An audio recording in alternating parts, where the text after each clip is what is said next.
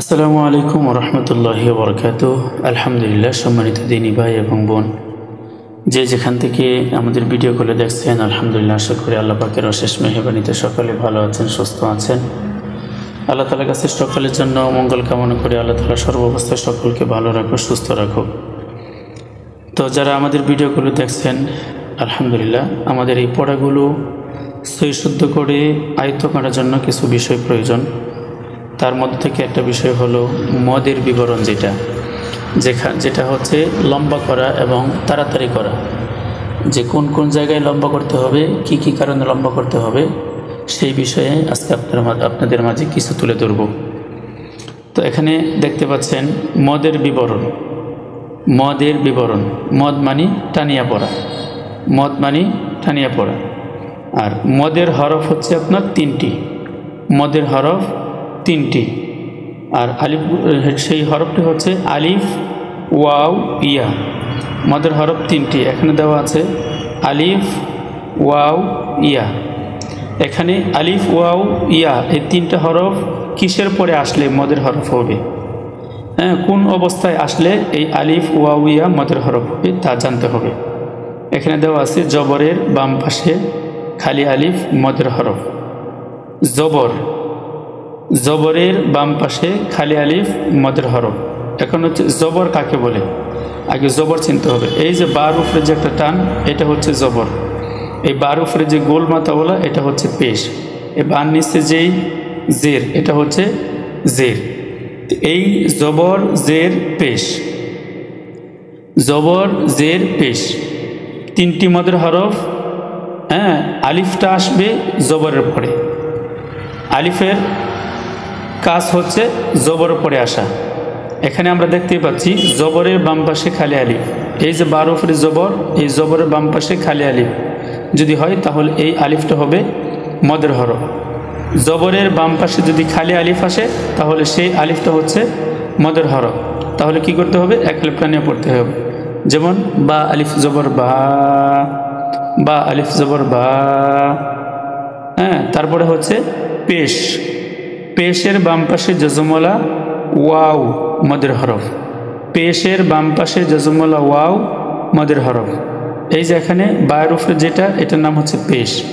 এই পেশের বাম পাশে জজমলা ওয়াও, এই যে ছোট্ট একটি চিহ্ন দেখতে পাচ্ছেন ওয়াওয়ের উপরে, এটার নাম হচ্ছে জজম। এই জজমলা ওয়াও যদি পেশের পরে আসে, তাহলে এই ওয়াওটা হবে মদের হরফ। তাহলে এক আলিফ লম্ব করে পড়তে হবে। বা ওয়াও পেশ বু। তারপরে দেখতে পাচ্ছেন জেরের বাম পাশে জজমলা ইয়া। ইয়া মদের হরফ। এখানে বায়ের নিচে যেটা, এটা হচ্ছে জের। বায়ের নিচে যেই টানটা, এটা হচ্ছে জের। আর এই জেরের পরে জজমলা ইয়া। এই যে ইয়ার উপরে ছোট্ট একটা চিহ্ন, এটা হচ্ছে জজম।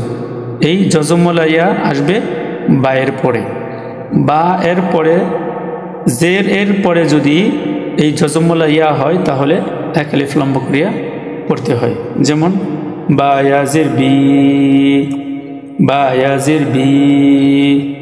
এখানে দেওয়া আছে মদের হরফ হইলে, অর্থাৎ আলিফ, ওয়াও, ইয়া এই তিনটা হচ্ছে মদের হরফ হইলে ডান দিকের হরকতকে এক আলিফ টানিয়া পড়িতে হয়। ডান দিকের হরকতকে এক আলিফ টানিয়া পড়িতে হয়। তাহলে এখানে বিষয় হচ্ছে এই যে আলিফ, এটা ডান দিকে হচ্ছে বার উপরে হরকত। এই জবর জের পেশ, জবর পেশ জের, এটিকে হরকত বলে। এগুলোকে হরকত বলে, আবার জবর জের পেশও বলে। তো এই যে হচ্ছে মদের হরফ আলিফ, আলিফের ডান দিকের হরকত হচ্ছে জবর। এই যে মদের হরফ হচ্ছে ওয়াও, এটা ডান দিকের হরকত হচ্ছে পেশ। এই যে জজমলা ইয়া, এটা হচ্ছে মদের হরফ। এই মদের হরফের ডান দিকের হরকত হচ্ছে জের। তাহলে বা আলিফ জবর বা ওয়াও পেশ বু, বা ইয়াজের বি। তাহলে আমরা আজকে বুঝলাম জবরের পরে খালি আলিফ আসলে এক আলিফ লম্বা, পেশের পরে জজমলা ওয়াও হলে এক আলিফ লম্বা, জেরের বাম পাশে জজমওয়ালা ইয়া হলে এক আলিফ লম্বা। হ্যাঁ, এটা হচ্ছে মদ, এক আলিফ মদ। এই এক আলিফ মদ আমরা আয়ত্ত করার জন্য চেষ্টা করব। আরেকটা বিষয় হচ্ছে এখান থেকে শুরু করে এখানে দেওয়া আছে বা, আপনি যদি তা দেন, তার উপরে জবর দেন, তারপরে খালি আলিফ দেন, তাহলে হবে তা আলিফ জবর তা।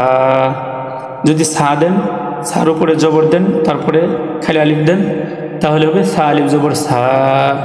আল্লাহ তাআলা আমাদেরকে এই পড়াগুলো যথারীতিভাবে আয়ত্ত করার তৌফিক দান করুন। সকলে পড়ে আমিন। আসসালামু আলাইকুম ওয়া রাহমাতুল্লাহি ওয়া বারাকাতুহু।